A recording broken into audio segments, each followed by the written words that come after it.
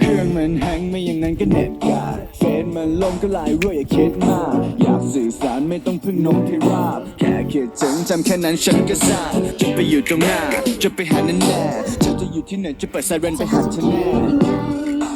แค่คิดถึงฉันเอาไว้ไม่ได้อยากถามแต่แค่อยากรู้ว่าเธอยังรักฉันไหมอยู่ใกล้แค่นี้แต่เหมือนเธอนั้นห่างไกลแสนไกลใจเธอวันนี้ไปเป็นของใครหาไม่เจออยากเอาที่เธอในแอปเพื่อหาคนนั้นกลับมาได้ไหม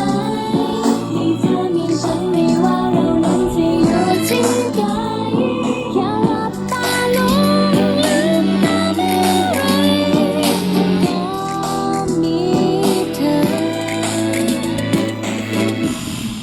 ช่วยดูแลกัน